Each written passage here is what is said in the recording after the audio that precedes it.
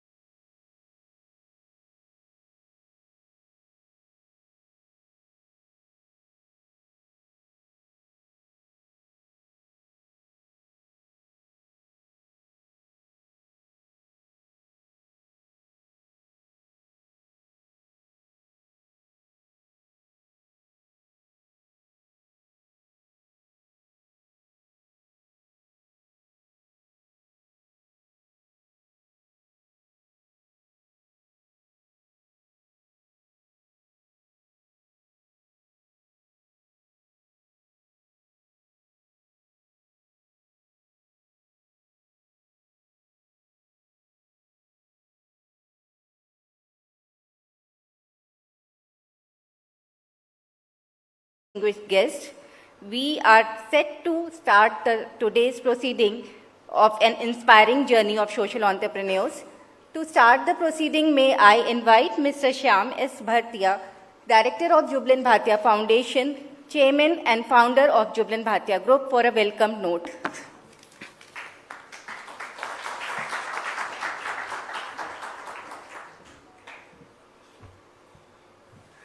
Good evening, everyone. It's both an honor and pleasure to welcome you all on behalf of Jubilant Bhartia Foundation to the 16th edition of Social Entrepreneur of the Year Award, SEOY Award. This evening is especially meaningful as we are joined with our chief guest, Suresh Prabhuji, a statesman whose visionary leadership has shaped India's journey across infrastructure, sustainability, and global economic integration. From steering railways to driving reforms in commerce and industry, civil aviation, environment, his legacy of impact spans multiple sectors. Sir, we are very deeply honored by your presence. Over past 16 years, the SEOY Award has stood a powerful symbol of what collaboration, commitment, and innovation can achieve. Our partnership with Schwab Foundation for Social Entrepreneurship has been central to this journey. We are profoundly grateful to Hilde and Professor Klaus Schwab and their dedicated team for their steadfast support and belief in the transformative power of social entrepreneurship. This year, we had the privilege of reviewing over 170 applications, each one a compelling story of resilience, creativity, and a deep commitment to solving some of India's most pressing problems. We also mark a milestone, 5 years of our partnership with Stanford University through Hindustan Times Fellowship under Stanford's Seed Transformation Program. This initiative has empowered 20 high potential social entrepreneurs in the world class training and network. These collaborations are more than a program, they are a platform for lasting impact. At the Jubilant Bharatiya Foundation, our mission continues to be rooted in driving meaningful change in education, healthcare, livelihood, and social innovation.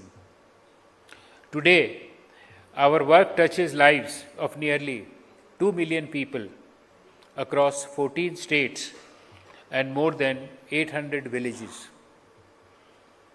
Impact that reflects not just reach, but relationship built on trust, empowerment, and shared progress. This year, we have taken a bold step forward with the launch of Bharat Impact Initiative under Jubilant Bharatiya Center for Social Impact. Through this initiative, we are supporting 30 cutting-edge startups across critical sectors, from sustainable agriculture and accessible healthcare to climate action and inclusive development. These entrepreneurs are receiving incubation, acceleration, mentorship, and access to industrial infrastructure because we believe that right ecosystem can unlock extraordinary impact. This evening, we shine a spotlight on 4 remarkable finalists, individuals who exemplify courage, compassion, and conviction. They are not just solving problems, they are reshaping systems, lifting communities, and redefining what's possible. To our finalists, your journey are a testament to the power of purpose-driven leadership.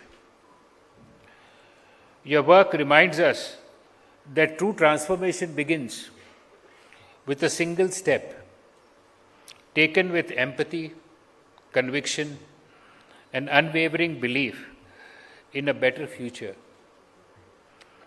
We salute your vision and your dedication. As we celebrate tonight, let us carry forward the inspiration we gain, not just with applause in this room, but an action in the world beyond.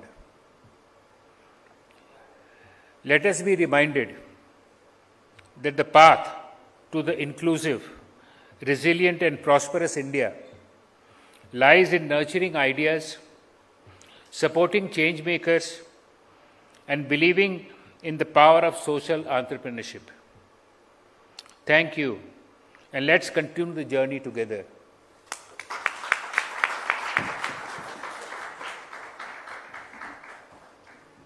Thank you, sir, for setting the context with your wonderful welcome note. I request for a special message from Mrs. Hilde Schwab, founder and director of Schwab Foundation of Social Entrepreneurship. Can we have a special message from her? Good evening, dear social entrepreneurs, friends, partners, and distinguished guests. It's a pleasure to be speaking with you today, and I want to wish you a wonderful event. On behalf of the Schwab Foundation for Social Entrepreneurship, I want to say how grateful we are for our long-standing partnership with the Jubilant Bhartia Foundation. For over 15 years now, we have come together to honor social entrepreneurs, and tonight you are shining a light on those whose ideas and determination help tackle problems many of us struggle even to describe, let alone solve. At the Schwab Foundation, we have met many such entrepreneurs over the past 27 years. Our community now includes more than 500 social innovators, some from government, some from business, many from the grassroots. They are all working in their own ways to build a more inclusive society. Many of our community members are from India. This is in a large part thanks to Jubilant's dedication. And I was especially pleased to hear that the incubator for social enterprises announced last year is coming to life. That kind of long-term support is what we need more of right now. We are living at a time where there are no easy solutions. Development aid is decreasing, politics are deeply divided, and the recent heat wave in India reminded us that climate change is here today. So what can we do? One answer comes from the people in this room today. Entrepreneurs who use business tools to solve our problems. Innovators who build organizations that serve a purpose, not just a market. Social enterprises offer models that work, models that tackle issues at their root. Often, they do so with limited resources, but deep commitment. Today, as public funding and philanthropic capital become more constrained, the ability of social enterprises to develop self-sustaining solutions is critical. Over the past year, with the help of many partners like you in the room, we have worked to spotlight the role of social innovation on key global issues. Our publications and insight reports explore how social innovation contributes to challenges such as climate adaptation, healthcare, racial equity, and the responsible use of AI. We have brought social entrepreneurs together with governments and businesses to showcase their instrumental role in shaping development agendas. As a result, social entrepreneurship is now firmly on the map. In just the past few years, we have seen the adoption of the EU Social Economy Action Plan, an OECD guideline on the social economy, a UN resolution renewed this year, the African Union's first 10-year strategy on the social and solidarity economy, and many national strategies supporting social innovation. At the Schwab Foundation, we have also launched the Corporate Leadership Council on Social Innovation. It brings together 50 companies committed to advancing social entrepreneurship. Half of them, including the Jubilant Bhartia Foundation, have signed a public pledge to increase their investment in social innovation by 2030. But of course, behind all the reports and councils and commitments are people. People like the ones we are honoring tonight. People who get up each day and say, let's solve this problem, and then they do it.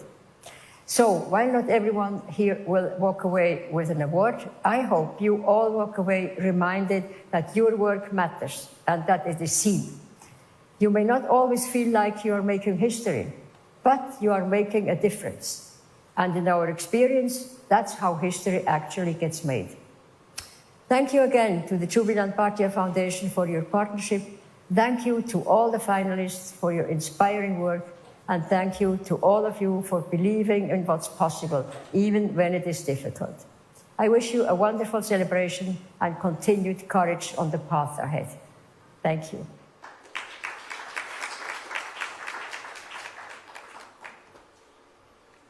Thank you, Madam Schwab, for your encouraging words. Now it's our pleasure to invite someone who is a change maker in the world of social domain. I invite Mr. Anshu Gupta from Goonj for his special address.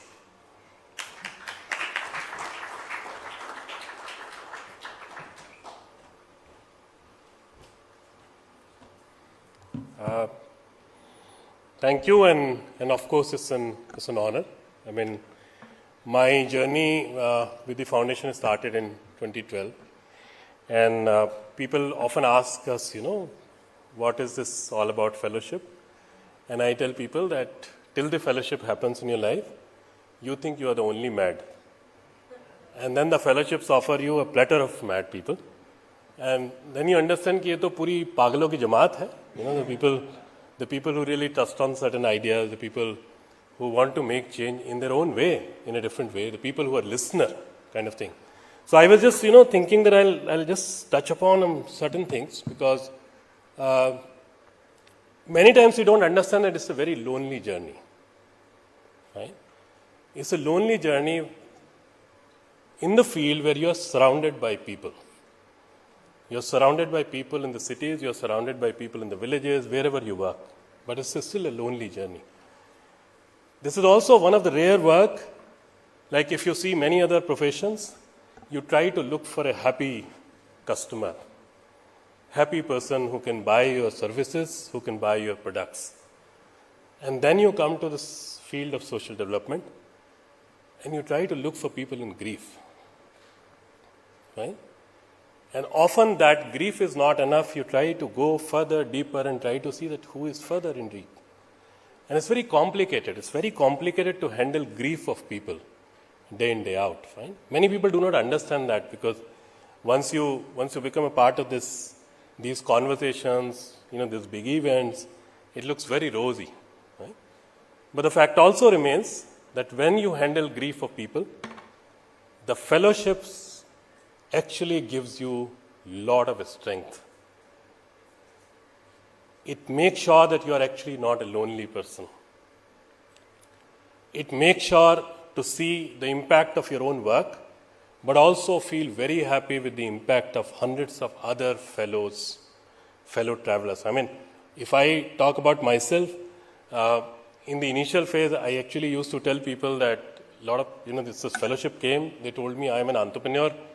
At a time when I didn't even know how many E's come in entrepreneur, because many of us sitting here are the first generation entrepreneur in our families. We never knew about it.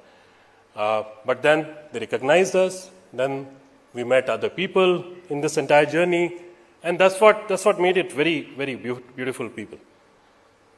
I remember there was a time just few years back when we all thought that the technology will take care of the economic and social poverty and inequality. Everyone was talking about technology. Then came the days of the data, and we thought the data will solve the problem. Then came the age of AI, and we thought now the AI will solve the problem. And then you come back to this crazy bunch of fellows, and they say, okay, AI is important, extremely important, all kind of artificial intelligence, but then there is also human intelligence. There's also the human which we need to value. And that's where you get this bunch of people, that's where you become a part of this journey. Many of us know this, that by creating roti.com, you don't get roti. Many of us know this, that's absolutely acceptable, but at the end of the day, it's human who need to work with the humans. So for me, fellowship is that, and I'm thankful to this entire family that it gives you courage. Even at the time of COVID, you were actually not alone. And the last point, which is extremely important for me right now, we are going through a massive bad time if we see the world. At least in my lifetime, I have never seen so many wars happening in such a way. I have never seen so many natural calamity, human-made disasters happening in this way. Trust me, when the bad happens, all of a sudden, not many new people will come up. But the good people will have to do much more. And the fellowships and this hall gives you that confidence that there are enough good people. Thank you very much.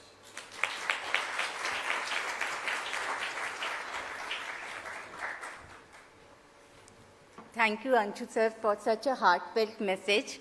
And now it's time to meet our finalists for the 16th Social Entrepreneur of the Year Award. I'll request Ms. Shireen Bhan, Managing Editor, CNBC TV 18, to facilitate the process. Good evening, ladies and gentlemen. It is an absolute pleasure and an honor to be back here at the Social Entrepreneur of the Year Awards.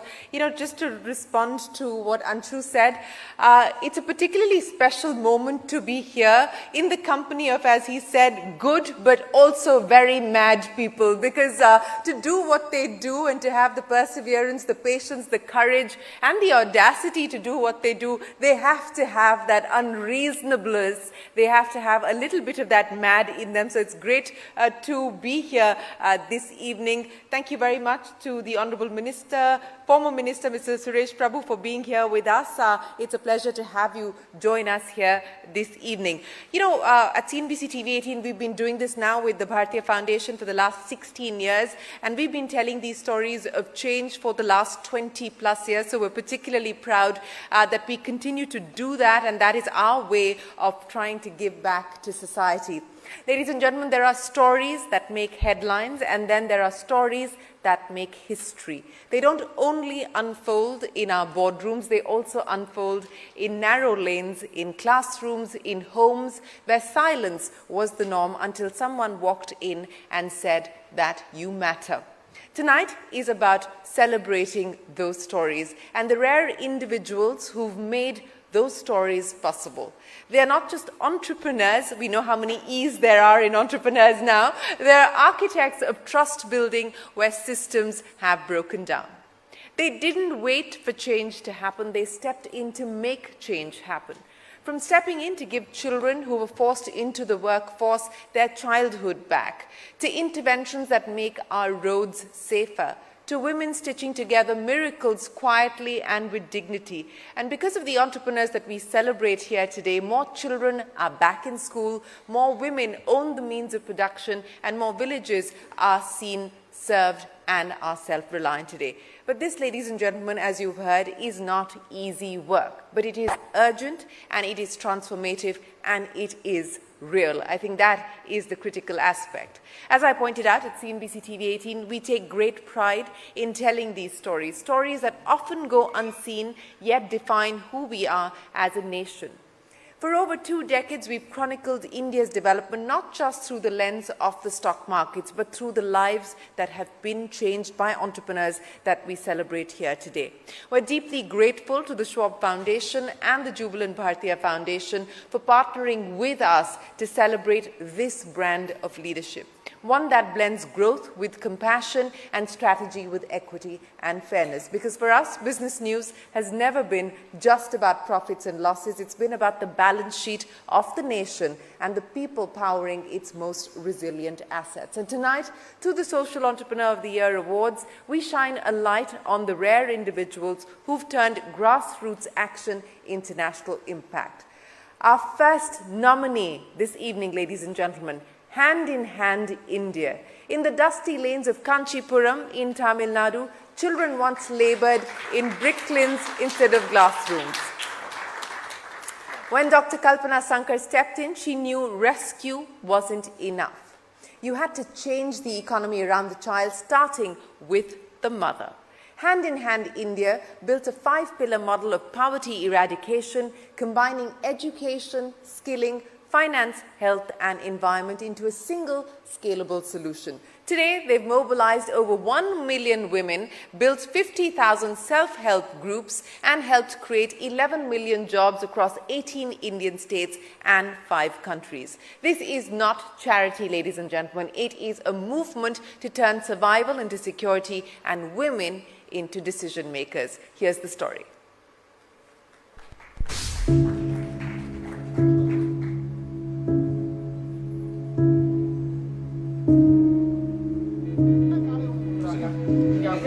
Hand in Hand's journey started with the visit of 2 Swedish teachers. They visited Kanchipuram They saw the plight of child laborers. 13.6 million people were identified as poor and below the poverty line in TN. We realized that poverty was a causal factor. Only when you start working with them, you realize they are so helpless, voiceless. So they need a place where we can give them the lost childhood and also help them to cope with the trauma. So Percy and I developed a 5-pillar program to address the poverty reduction. Within 1 or 2 years, children who have never been to school, children who have been working in very harsh conditions, we could give them the lost childhood. Across India, Hand in Hand has rescued thousands of children from harsh labor in brick kilns, coconut kilns, and domestic work. They were enrolled into traditional residential schools run by Hand in Hand before being mainstreamed into formal schooling. Over 500 of them have gone on to complete school, college, and even postgraduate degrees. But behind nearly every child forced to work is a mother locked in poverty. From child labor, we started shifting on mothers of child laborers, formed them into self-help groups, and set up livelihood options for them. We encompassed the skill training and included business coaching, digital training, so that they saw a substantial increase in income. For other women, basically it will be training on group dynamics, savings, social security schemes, so that they are able to access government schemes. We have nearly pumped in nearly 500 crores of government funding, CSR funding, donor funding for the benefit of women. We started in Kanchipuram and then we expanded to 18 states in India. We customized it based on the need, socio-demographic conditions of each state. So we promoted nearly 50,000 self-help groups across India. Today, after 21 years, Hand in Hand has reached over 1 million women and impacted nearly 4 million families, trained 30,000 youth and 25,000 farmers, and continues to partner with governments and institutions to scale impact nationwide. After testing the waters in India, we managed to scale it up in South Africa, in Afghanistan, in Brazil, Cambodia, and Sri Lanka. From the looms of Kanchipuram to classrooms, clinics, and credit lines, Hand in Hand has created over 11 million jobs, disbursed 10,000 crore rupees in microfinance, and continues to prove that poverty isn't permanent, especially when women lead the way. When we started the self-help group program in 2004, they were illiterate. They used to use their fingerprint for even recording the group attendance. Today, their children are all, most of them are engineers or doctors. They managed to save the money and empower their children, and the family has progressed from poverty to a middle class. When I come across a police officer or a police supervisor, constable in metro, and he says, I was your student, then that brings tears into my eyes.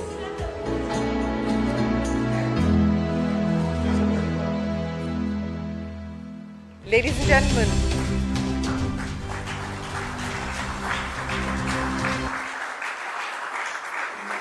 the story of Dr. Kalpana Sankar driving change in India and now driving change for the world as well. Congratulations to you, and ladies and gentlemen, a big round of applause for our first finalist this evening. What an absolute pleasure to be able to tell your story. Moving now to our next finalist this evening, the Save Life Foundation. India's roads claim a life every 4 minutes, not because of bad luck, but because of broken systems.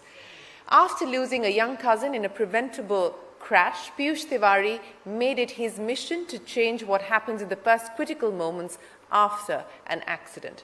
Save Life Foundation led the charge of India's Good Samaritan law, created the country's first zero fatality corridors, and trained 50,000 police personnel and citizens in life-saving emergency response. Today, their work stretches across highways and cities, turning road safety into policy and panic into preparedness. This is not just advocacy, it is infrastructure for survival.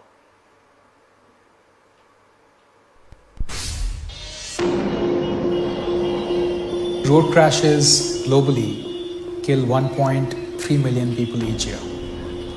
93% of these fatalities are suffered by low and middle income countries like India. I got exposed to this problem after losing a young family member to a road crash in 2007, and that eventually led to the establishment of Save Life Foundation. Save Life attacks the issue of road crashes from two directions. Top down, which is the policy work that we do. We were, of course, behind the Good Samaritan law, and that led to the inception of the Zero Fatality Corridor program, where we adopted one of India's deadliest highways, the Mumbai-Pune Expressway. We also helped facilitate the passage of the Motor Vehicle Amendment Act of 2019. We got a ban imposed on trucks from carrying protruding rods. And today, we are advocating for India's first ever right to trauma care law. The second part of our work is bottom up. Bottom up is where we work on the ground with communities, on highways, in districts. We forensically investigate road crashes, understand what data says, and then we carry out sustained surgical intervention. Now, technology plays a very significant role in our work, especially AI. If we are dealing with a high fatality intersection, what we'll do is we'll deploy AI-trained cameras across the intersection and define what conflict means. Conflict could be a proximity-based conflict, where if two entities come within a certain proximity, the AI will catch that and will heat map that particular section. Now, our design team will then get involved in working with the authorities to reduce that conflict. Today, we sit on nearly 500,000 data points with regard to crashes across the country. So we are building technology that can allow us to predict crashes in the future so that we are able to proactively and preemptively move police enforcement, ambulances, and so on and so forth, so that we can prevent those incidents from taking place. Last year, our work saved about 5,500 lives overall. There's been a 32% drop in deaths across 20 plus highways where we operate today. A $2.5 million investment from Save Life Foundation unlocked $70 million in government investment into the issue, which for us also means government ownership. Save Life has also trained close to 50,000 people in both life-saving skills as well as crash prevention skills. About 88 million people have been touched by either our interventions on trauma care, or better infrastructure, or better enforcement. Now, of course, the idea is to take it to 1 billion people. One of the challenges of our work is that we are constantly confronting trauma, and yet we see a lot of resistance. Our goal at Save Life is not to be required to exist forever. We are successful if we become redundant. If what we do today becomes part of the system, and we can go from being doers to being facilitators.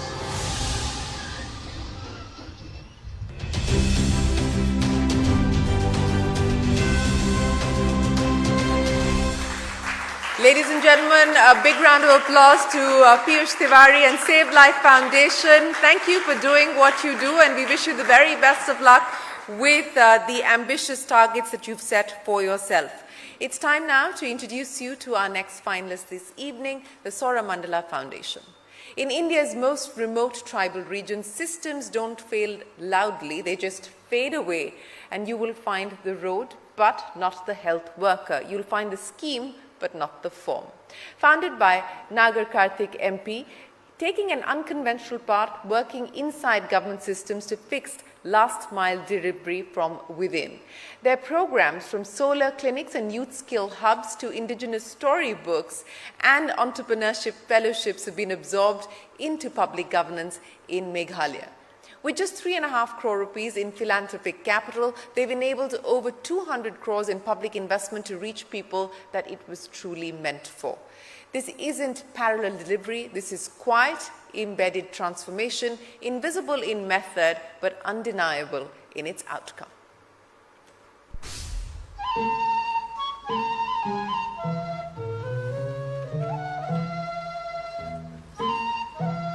Traveling to reach school, trying to sell the produce that you're growing in your own field into a market, reaching a health center on time, a lot of things that maybe are taken as granted in many places I think these everyday challenges exist in the kind of communities that we work with. Sauramandala Foundation came about as an idea and as an organization to actually solve for this gap. So one of the first programs that we started was when we noticed that because of the lack of electricity in health centers, it's really affecting the way maternal and infant care can be given. We started with a pilot in the Garo Hills to solar power about 10 health centers. One of the other problems we saw on the ground was in the Anganwadis, there's actually a lack of contextual content. So this gave rise to something that we now call the Forgotten Folklore Project, under which in Meghalaya we have published 45 contextual books, and we also have built a curriculum that is aligned with the NEP to help them on their learning journey. There are a lot of rural entrepreneurs in Meghalaya, but they work in an ecosystem where a lot of services like access to markets, branding, logo design, access to machines are not really available. To address this, we designed a rural entrepreneurship fellowship where a block level team actually went to the doorstep of an entrepreneur, found out what their needs are, and actually helped them get access to this. Out of the 14,000 schools in Meghalaya, about 8 or 9,000 of them do not have access to water and electricity. A lot of the skilling opportunities that are there for things like hospitality and beautician training actually require somebody to go out of the state in order to get opportunities. So we designed a community space called the Chief Minister's Youth Centers where people can learn whatever they want to learn. We work with multiple partners who already are there in the social space, who have the technical aspects of this. Then we raise the required funds for it in order to actually take it to the ground, implement it, see if our own hypothesis works. Over the last 3 to 4 years, we've been able to use about 3.5 crores in philanthropic capital to unlock and leverage close to 200 plus crores of public capital. How this looks on the ground is within the 22 Chief Minister's Youth Centers that we run, we directly impact close to 10,000 learners. With the Doorstep Incubation Program, we are present across 12 blocks. We work with close to 450 plus entrepreneurs. We've helped solar power close to 400 plus health centers. Majority of our work is based out in Meghalaya. We have in the last year expanded in a small way to Assam and Nagaland. Our eventual goal is to expand to all of the 8 states in the Northeast and help set up these decentralized problem-solving ecosystems. In a way, the exit for Sauramandala Foundation is to actually set up a local chapter or a local team over here of people who understand ground insights, are able to problem solve with it, take that to the government and eventually scale.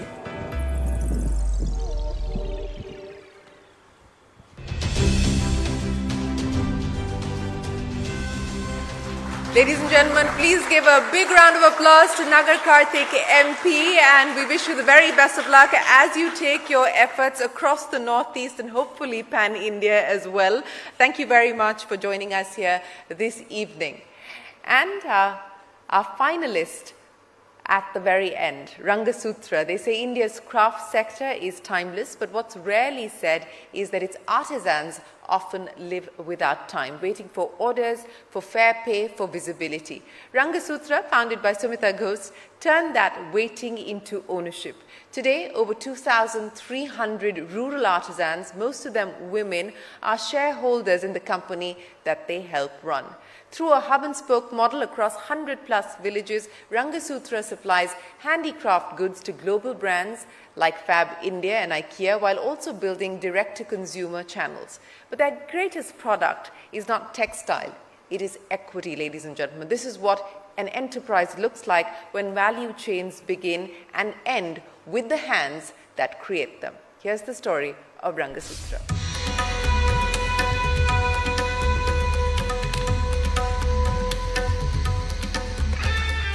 I found that in Rajasthan things were like totally opposite. Women were still in parda. They had farming work, but it was a very drought prone area. People, were dependent on that one rain-fed crop, and the rest of the year they had nothing much to do. So that's when we discovered that they also have this amazing tradition of handcrafts. So that's when the idea of Rang Sutra came to me, and we decided to set up this community-owned company.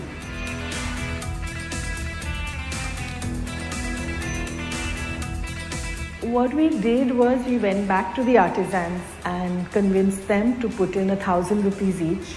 The artisans are shareholders and they are my co-founders. We started off with 1,000. Today there are 2,300 who are co-owners in the company.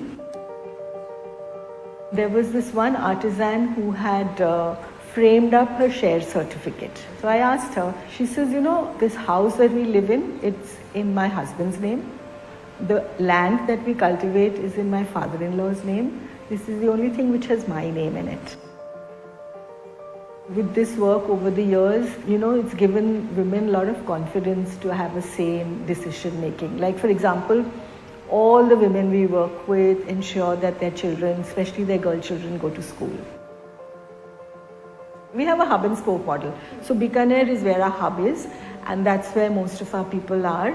But we work in like literally, you know, over 100 villages around. And the artisans, many of the embroidery artisans are in these villages, and we can't get them to Bikaner because it's too far. So we set up these village centers. And these village centers are managed by local women themselves. From sampling, getting the order, buying the raw material, distributing it to the weavers, to the tailors, to the embroidery artisans, bringing it back to our hub in Bikaner and doing a final quality check, packing, cleaning and shipping. So right to the end. That's in the B2B. With the B2C, there's one more step in which we are actually reaching out to customers. So our biggest partnerships are with the community-based organizations, Urmul Trust. We have partnership with Fab India, with IKEA. Over the last 18 years, we've reached out and worked with 8,000 odd artisans. Of the total sales that we make, about 25-30% goes directly back to the artisan. There is this village called 2AD. It's like a desert. So there is this Badli Bai, one of the initial women who was a shareholder in the company. And her daughter, of course, has learned how to do embroidery, and her granddaughter now, as one of them says, we are like an oasis in the desert and we can bring about change, and they really are bringing about change.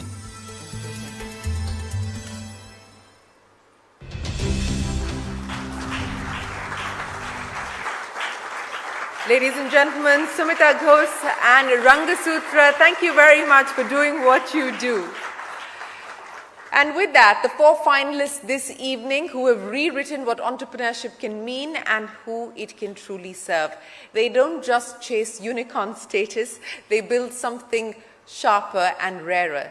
Systems that restore dignity and expand the circle of opportunity for many. They show us that change is not a slogan. It is deliberate, data-backed, and deeply human at the same time. Once again, ladies and gentlemen, please join me in saluting all of our finalists here at the Social Entrepreneur of the Year India Award 2025 and the future that they are already building. Without further ado, may I request Trang Bergari, the Community and Event Lead at the Schwab Foundation for Social Entrepreneurship, to join us on stage. Trang, help us felicitate our finalists here this evening, and may I request Mr. Prabhu to do the honors, sir.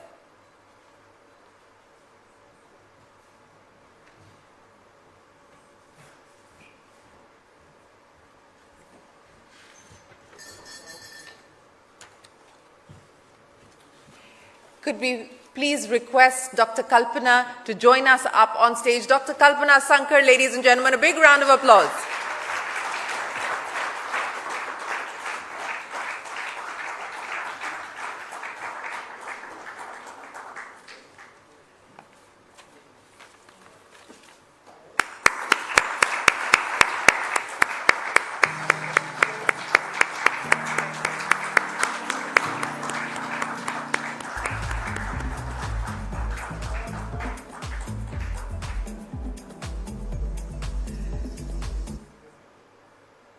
Congratulations again, Dr. Sankar. Thank you so much for being here with us this evening.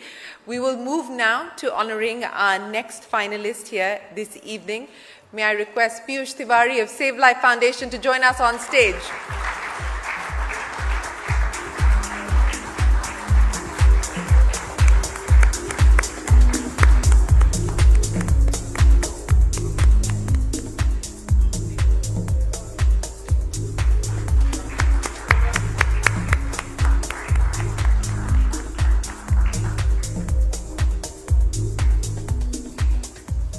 Congratulations, Piyush, and thank you again for being here this evening. Our next finalist that we would like to honor, Nagar Karthik, MP of the Sauramandala Foundation. Ladies and gentlemen, a big round of applause.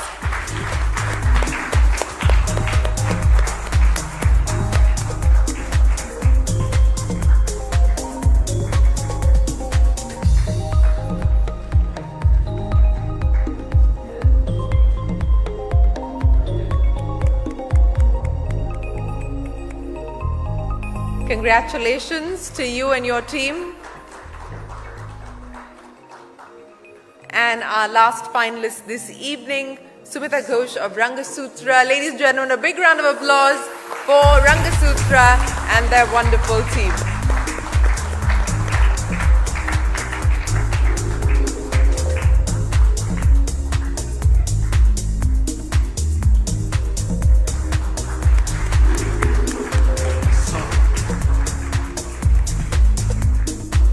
Congratulations, Sumita. Thank you so much for being here. And it is now, ladies and gentlemen, that time of the evening when we reveal the India Social Entrepreneur of the Year 2025.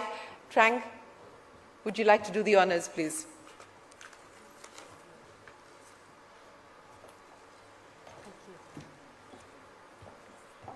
Ladies and gentlemen, the Social Entrepreneur of the Year this year is Piyush Tiwari, Save Life Foundation. Congratulations.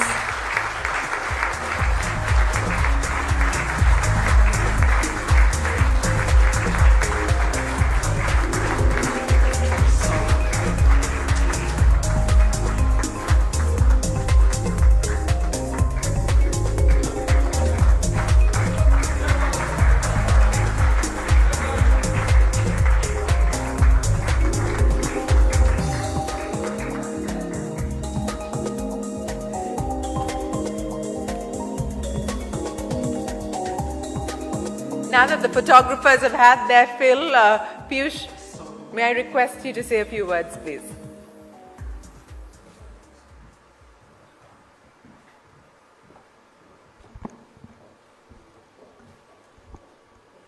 Wow, this is entirely a surprise given the company I was in.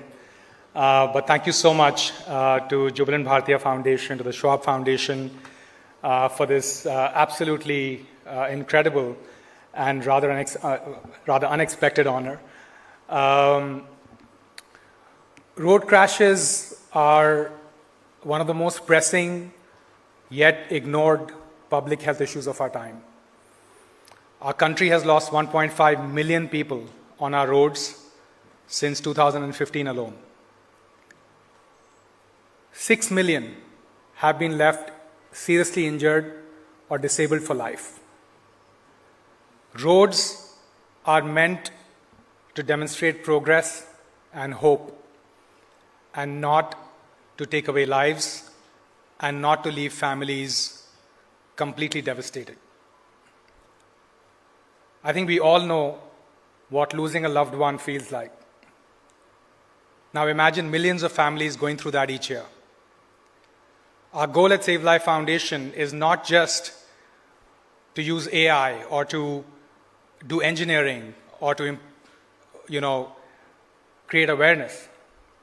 Our goal fundamentally is to prevent that trauma and to take roads to being that symbol of hope and progress that they ought to be. Arteries that connect us to education, health, livelihood, and most importantly, to our loved ones. I'm really grateful for this incredible honor, and thank you so much for giving me this platform and this opportunity, but most importantly, for giving road safety this platform and this opportunity to be recognized as an important enough issue to deserve your attention and your recognition. Thank you so much.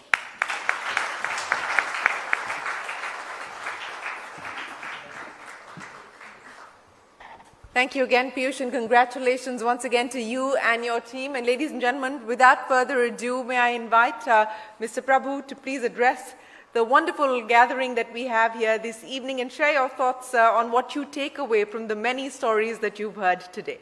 Mr. Prabhu. Ladies and gentlemen, a big round of applause for Suresh Prabhu.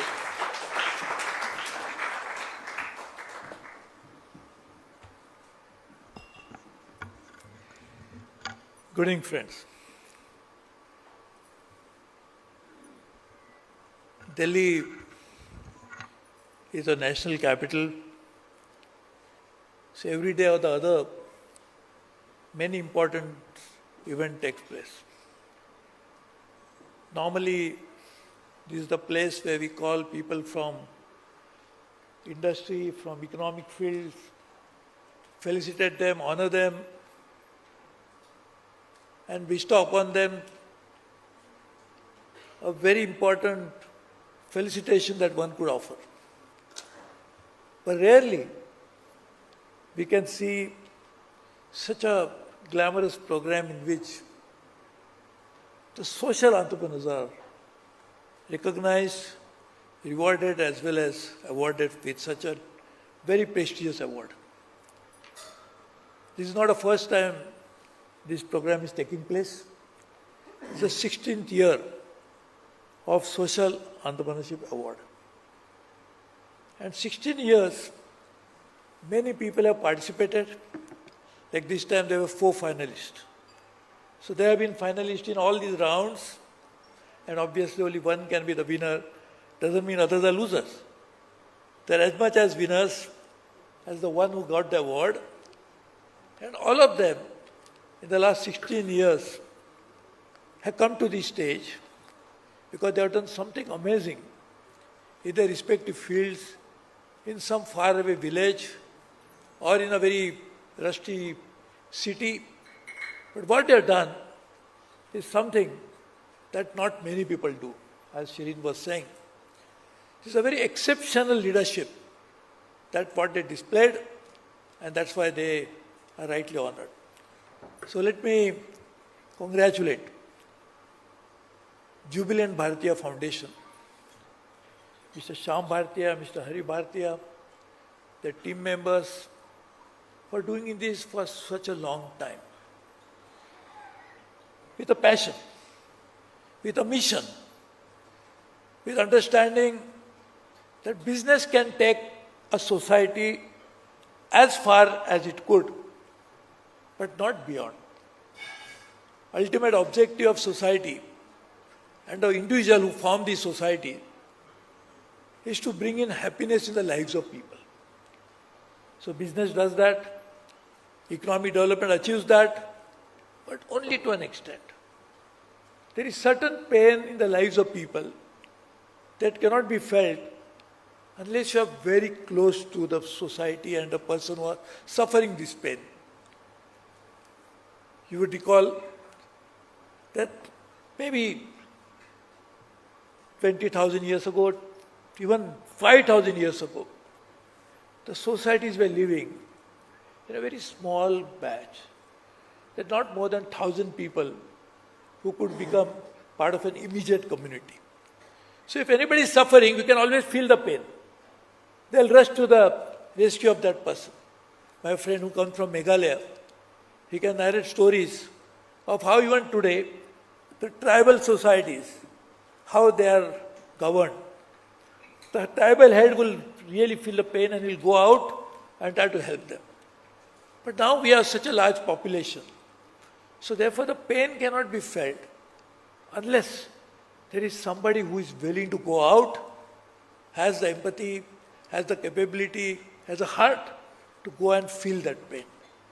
And therefore today, despite huge progress that the world has achieved, and that's what Hilde Schwab will tell you, as a World Economic Forum, they have created a great platform, great institution, which actually brings in people as leaders of corporate world from all parts of the globe, and they talk about global issues, economic development, and many other such things. But despite such huge development that we have got, the pain of the people has also increased, and that we don't feel it unless we have some people who have the ability to go out and try to make an extra effort to feel the pain. You can say the governments of the world, they have the same duty, same obligation, same responsibility. But many times people who work in the government, they work for salaries. They work with a mandate, but not necessarily with the heart that is required to feel that pain. And therefore these people who are now, today 4 of them, there are many others, and I know the rigorous process that has gone into selecting the finalists. Many participated in this program, and I'm sure Mr. Bhartiyas will tell you that there were many others who could have been awarded with such program. But the process has revealed the great contribution that you all are doing. And therefore I want to really congratulate you, and I'm sure this and this only will lead us to the final destination that all of us have got. Final goal that we have is to make every life happy.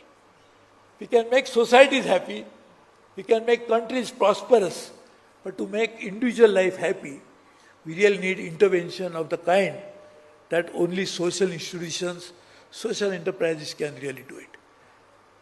Today, we are all passing through some difficult times all over the world. The settled norms are thrown to the wind. And therefore, we are entering a world which nobody knows what it is going to be. Of course, it's not the first time we are feeling like that. In fact, Gautam Buddha lived a life when he realized the only thing that always happens, constantly happens, and that's what it changed. He realized only through breathing that every breath I'm taking is different than the previous one. And again, the next one is again different than what I just experienced.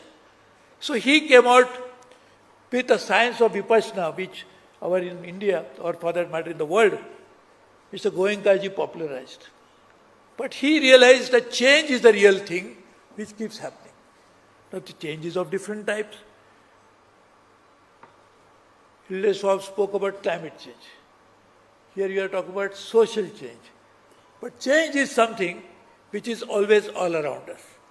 And at this time when we are experiencing a change of a different magnitude, what is that we really need to do to bring societies also free from such extraneous intrusion into their life? So I'm very happy that even today, Prime Minister Modi is talking about now making our country prosper with a slogan that let everybody think about Bharat. So to become Bharat, what you have to do? You have to be a Bharatiya. But now people want to be Bharatiyas, but they have been Bharatiyas who were born here for a long, long time, and they have been practicing to be a Bharatiya, not only in their business but in their social life, into all their endeavors, and that's why they are the rightful organization. They are the organization which can actually host such a program. So I know we have a challenge on hand. We have to make economic progress possible, and that's what Shirin keeps talking about every day in and day out. She shows on screen how much share price has gone up, how much value addition has happened. Nowadays you must be talking about how much value has been lost in the share markets. But all of that is economic terms. So more of loss than gain nowadays. But even then, she talks about economics all the time. Mr. Bharatiya has of course run business not only in India, but in different parts of the world, which also speaks about economic gain. But I don't know how many people will think about bringing it social change which can actually sustain the society. When we talk about sustainability, it is not only environmental term. Sustainability doesn't mean that we have to reduce emissions, we have to recycle, we have to make sure that we actually provide more forest cover. All the necessary things have to be done for sustainability. But sustainability in real sense will happen only when there is societies will be stable. And societies can never be stable only with economic development. Economic development is important and also has to be a driver. But social change and social stability, and for that matter, what comes with that as sustainability, will happen only and only when social change also happens in the lives of individual persons. And to do that, we need such social entrepreneurs. And that's the reason why the Jubilant Bharatiya Group must have thought about it along with SHOP Foundation to really make foundation of the society strong. If the society foundation is strong, the superstructure will stand. Otherwise, it will not be sustainable. We don't need an earthquake that happens to bring it down, but social upheavals can be even stronger in terms of magnitude of the collapse that it can cause. And therefore, such intervention as you are doing are so important. So let me thank on behalf of not only all of you, but on behalf of most of the people in India, to Mr. Shyam Bhartiya, Mr. Hari Bhartiya, the Jubilant Bharatiya Foundation for doing this program year after year. And I know, because they are the ones who don't speak much about what they do, but they do more than what others speak about. And that's why I know in their own organization in Noida, one goes and sees how, along with business, there is an outreach program wherein hand-holding happens, wherein incubation happens, where acceleration happens, where the real scaling up of social enterprises also happens.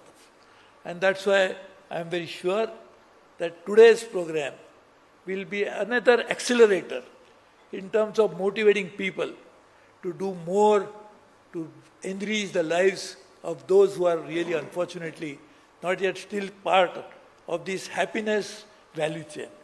They are not part of the supply chain wherein the lives can change for better unless such intervention happens. So let me congratulate you. Thank you all. Thank once again, my dear friends, Bhartiyas. I have been here before. I had given this award some years ago, and that time also experienced the kind of vibes that such programs can generate. And therefore, I am very happy that I could come again, and also, hopefully, in future, so that I can give more awards to such fortunate, to such great people who make the lives of others better. Thank you very much. All the best to you.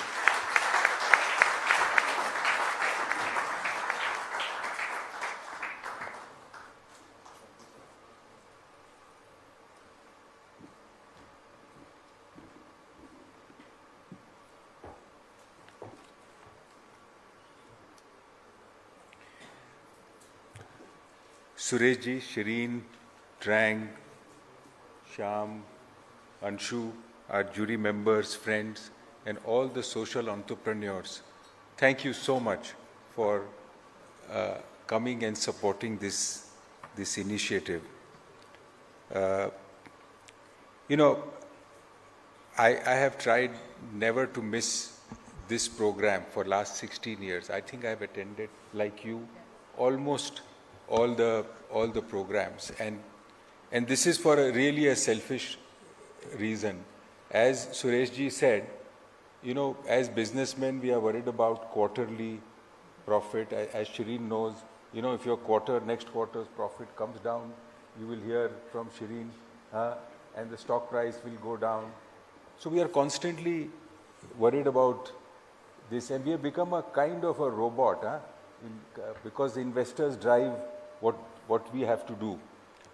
But when you come here and you hear such inspiring stories, and it's a great reminder that the human part is equally important, and what they achieve with such little resource is amazing.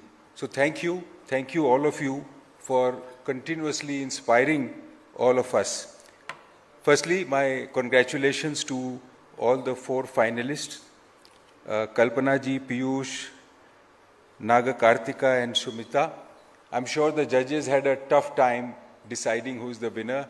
So congratulations, Piyush, for road safety is a major issue.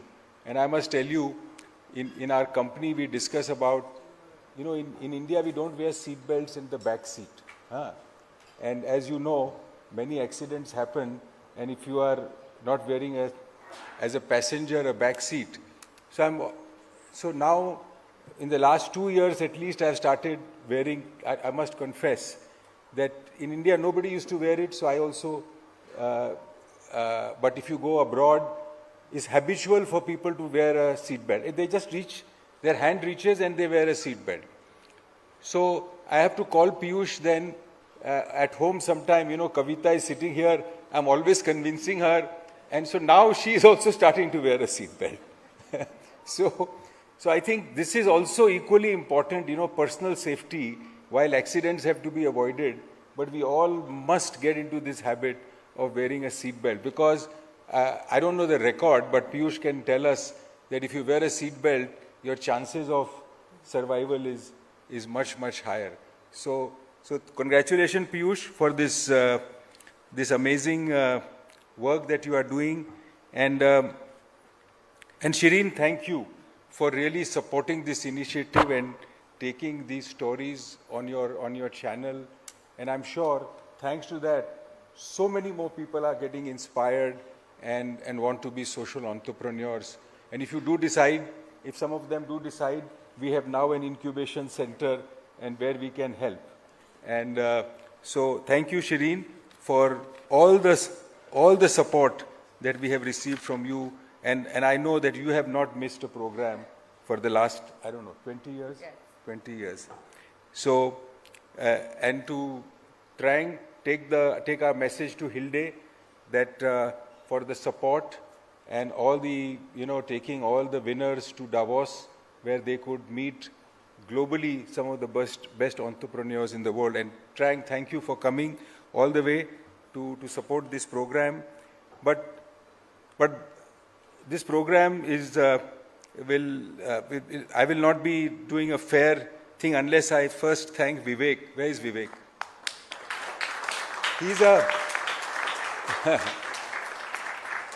He's a force of nature, actually, because, once I visited Bali and I saw an incubation center, and I mentioned to him, and so next year he comes and says, we will also start an incubation center. And in 6 months, the whole program was ready, and in almost 8 months, it was launched. So Vivek, thank you, Vivek and his team, Rajender, Devina, everyone, really, without you, we take all the credit, but all the work is done by you. Lastly, I must thank Sureshji. Sir, you are a social entrepreneur, because anybody who comes to you, you are helping.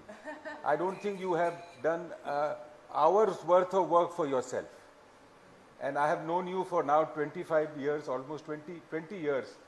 And you are constantly working for others, either doing something, and your energy, and I don't know, you travel almost 20 days or maybe 25 days globally. I keep getting messages from you. You are in different corners of the world and always doing public work.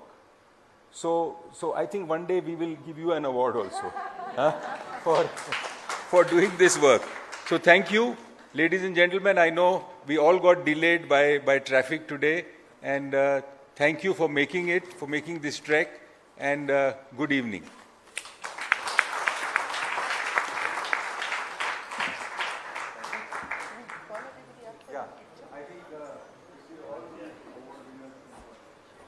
I'll request all the finalists and the winner of the day to come up on the stage for a group photo.